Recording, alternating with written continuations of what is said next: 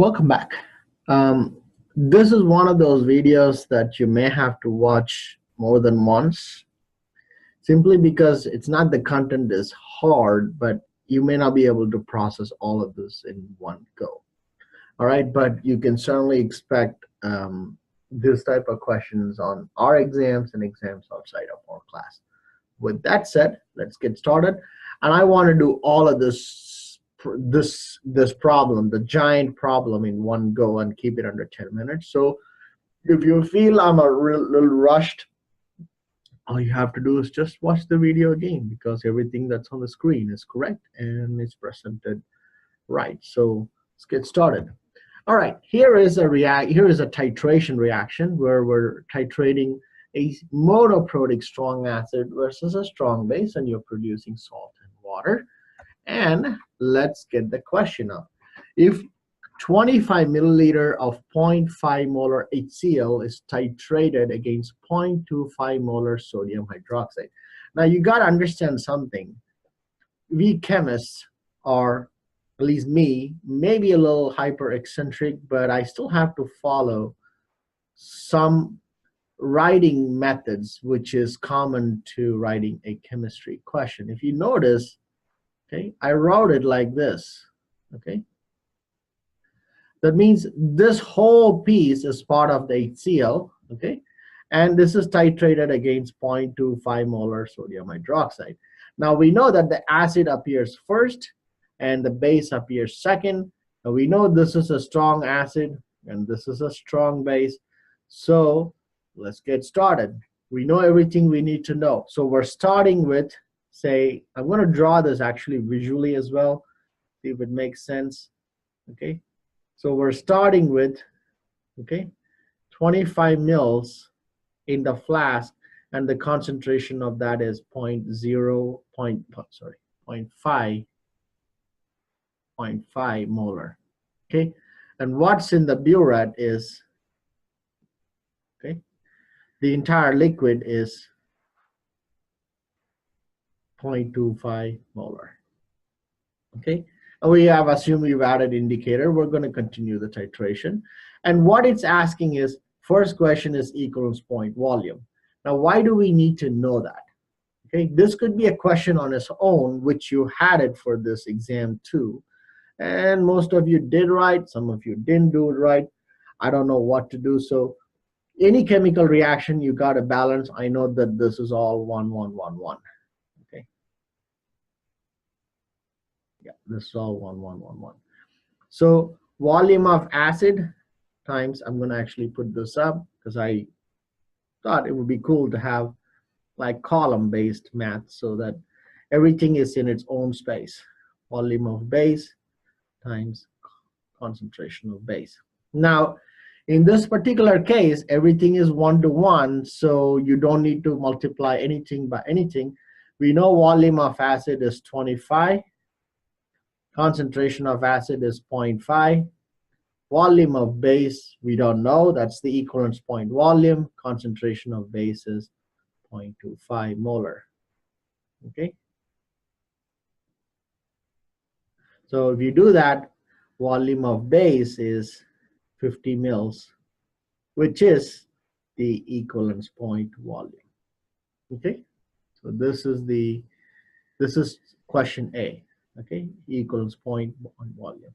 Now B, it's asking, now this is where your prior knowledge from Chem 170 is very critical. I'm going to redo this so that you remember it for the rest of this course, because I don't want to go back and redo this particular idea over and over again. Okay, we are asked to determine the pH at 4 separate points: at start, at 25 milliliters, at 50, at 75. There's one thing that we can do right away without even doing a math, which is C. Okay, I'm going to write at start here. Okay, and this space for at 25 mils, which I'm going to come back to. Actually, you know what? Let's do the 50 mil here, because you know there's really not much work, and I need all the space I can for calculations of. And then at 25 mils and at 75 mils. Pay attention to it. It's not difficult. It is long, but you know, sometimes you have to work hard to get things done right. Okay.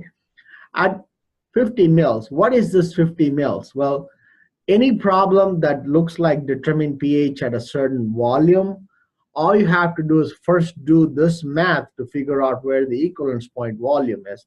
Well, the equivalence point volume is 50. So at 50 milliliter, which is equivalence point, I told you earlier, for a strong acid versus a strong base, when both components are strong, at equivalence point, pH equals 7. So at 50 milliliters, pH is 7. That's it. There's no calculation needed. At start, it's very easy. Now, we are starting with 0.5 molar, right? That's the acid concentration, right? 0.5 molar. That's what you need to focus on, okay? The volume only matters for the remaining areas. At start, we have 0.5 molar, right? Now, why do we not need to worry about the volume at start? Because, you know, if you have a flask, okay, understand this. If you have a flask and you got 25 milliliters of 0.5 molar, every drop basically, every drop is 0.5 molar. So it doesn't matter. Every drop in the 25 mil is 0.5 molar. So volume doesn't matter at start because we haven't yet added a single drop of base into this flask. So how do we find pH? Well, whatever the starting concentration is, that is your H3O plus concentration. So pH is negative log of H3O plus. So pH equals negative log of 0.5.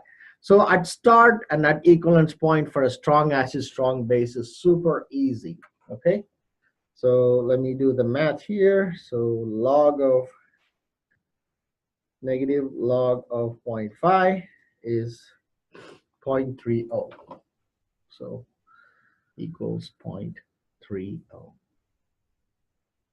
That's at start at 50. Now this is when things get a little tricky, okay? Now you've added 25 milliliter of base. That's what it really means. So what you have to first find is moles of acid and moles of base.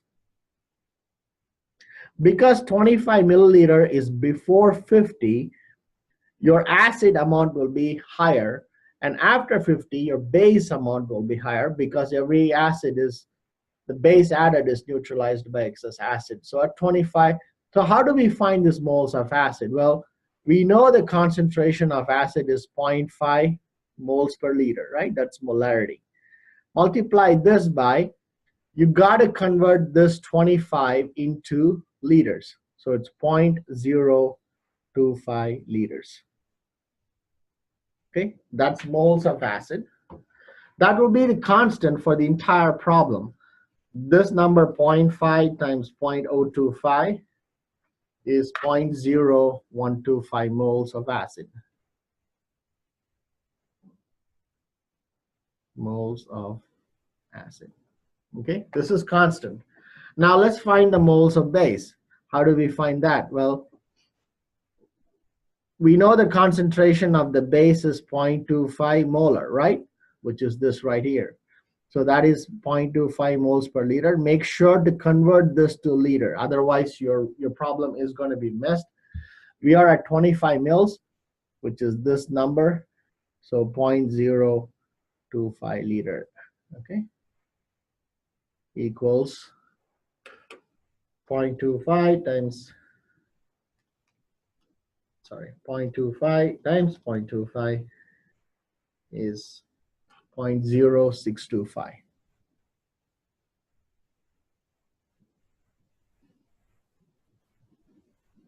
Sorry, 0.25 times 0.025 is 0.00625 moles. Now this is the moles of base, okay? Now How do we find the pH? Now, before equivalence point, your acid is excess. So all you got to do is subtract the moles of base from the acid. So just subtract it. So 0.0125 minus 0.00625 is 0.00625. That's how much acid is left. Acid left. All you got to do is take this and divide by the total volume, which is, we started with 25, now we've added 25, right? So 25 plus 25 is 50 mils, right? Right? For some reason my pen is, the ink is coming out slowly. 50 mil is same as 0.05 liters. So you subtracted it and divide by the total volume, which will give you, divide this by the total volume. Again, we got to convert the 50 to milliliters to liters, so it's 0.125. What is this 0.125 molar? There you go. We know that before equivalence point, which is 25, which comes before 50, right? So this is your H3O plus concentration. This is going to be hard for some of you if you are especially not very good with math, or if this is something that's too much for you. Well, it is too much for you, but to me it is not very hard. So anyway, so now we know the H3O plus. Now we can find the log of 0.125. So pH equals 0.9. pH equals negative log of 0.125, and that's equal to 0.90. You got to pay attention to something.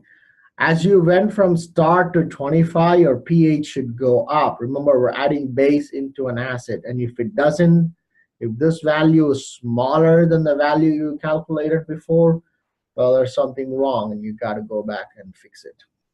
Okay? All right, so let's go to 75 mils. Okay, 75 mil is past 50, means it's past the equivalence point, right?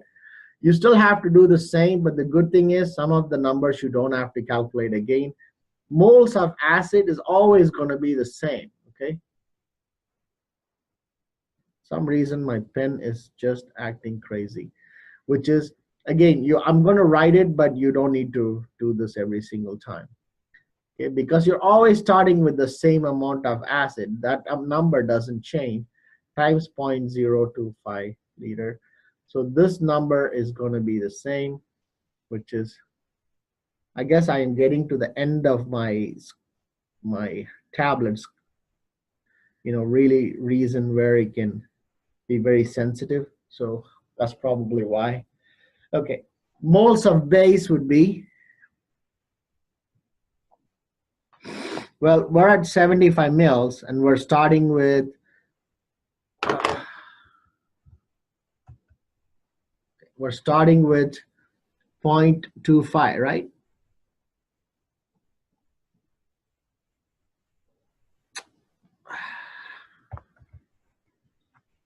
Okay. This is going to be tough. I'm going to get through this. Okay, so 0.075, 75 milliliter is same as 0.075 liters, okay? Now that equals to, let's do 0.25 times 0.075 equals, you see that the mole of base is now higher, 0.01875, okay? Moles of base. Now, because your base is higher than your acid, you got to, subtract the small value from the large value, which also implies something, which is, okay, 0.01875 minus 0.0125 will give you 0.00, sorry, I don't have space, so I'm writing it here, moles of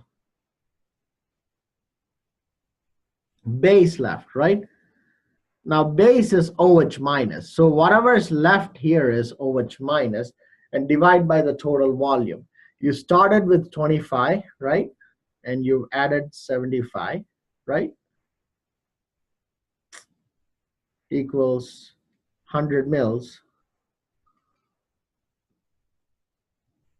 right? So that's 1 liter. If you convert it to liter, it'll be 0.1 liter, right? Which is equal to, now what did we get here is 0.00625 over 0.1. Now this is OH minus concentration. Remember, we have gone past the equivalence point, so at this point, whatever's left is base. So OH minus concentration is 0.0625.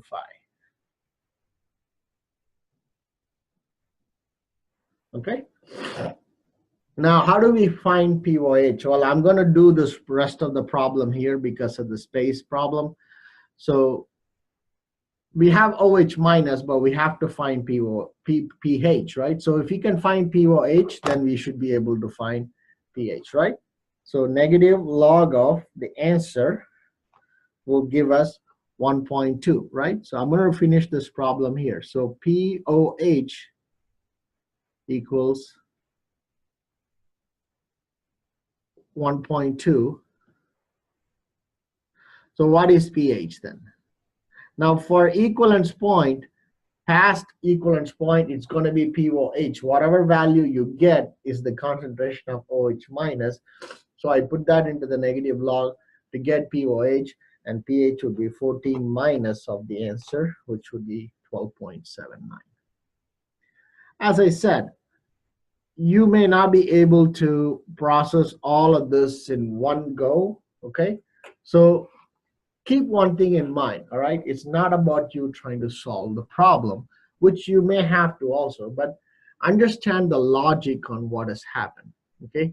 And the only way you should be able to understand this problem is go back and watch it just, second, third, fourth time. Okay? I promise this video is going to be the only video where you may spend more time than any other video in a series of videos that I'll be posting. All right. So this is how a traditional strong acid, strong base titration calculation is done. And I will see you back with some easier versions of weak acid, strong base problems. Right. So stay tuned.